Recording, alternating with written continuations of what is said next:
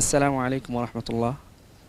স্যারের কাছে আমার জানতে চাওয়া, আমরা জানি শরীয়তের মধ্যে কিছু বিষয় রয়েছে, যেমন তালাক, আজাদ, এরপরে বিবাহ, এই জাতীয় বিষয়গুলো ইচ্ছাই হোক অনিচ্ছাই হোক, রাগে হোক চাপ প্রয়োগ করার কারণে হোক, বললে এগুলো বাস্তবায়িত হয়ে যায়। এগুলো কেন, বিষয়টি জানালে।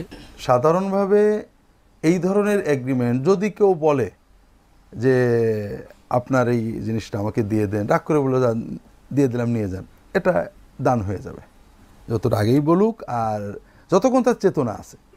কিন্তু তার মানে যদি এমন হয় মাতাল হয়ে গেছে, কোনো চেতনাই নেই, অথবা এমন রাগে পৌঁছাইছে যে হিতাহিত কাণ্ডজ্ঞান নেই, মানে এক গ্লাস শরবত আর এক গ্লাস পেশাবের ভিতরে পার্থক্য বুঝতে না। আমাকে অনেকে বলেছে হুজুর রাগের মাথায় তালাক দিচ্ছিলাম। আমি বলি কেমন ভালোবেসে কেউ তালাক দেয় আমার জানা নেই, তালাক তো রাগেই মাথায় দিতে হয়। বিষয় হলো যে আপনি কতটুকু রাগে ছিলেন, ওই সময়ে যদি আপনাকে 1 লাখ টাকা চেক দেওয়া হয়তো ছিঁড়ে ফেলতেন কিনা, তা যদি হয় তাহলে তালাক হবে না।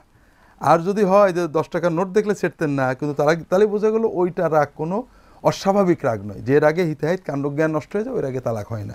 আল্লাহ তালাকা ফি ইগলাক, যখন মানুষের কাণ্ডজ্ঞান বন্ধ হয়ে যায় ওই অবস্থায় তালাক হয় না। বা এটা তো আসলে স্বাভাবিক, খুব সহজ যে যে ব্যক্তি হিতাহিত কাণ্ডজ্ঞান নষ্ট হয়ে গেছে তার কোনো কথায় আর কথা থাকে না।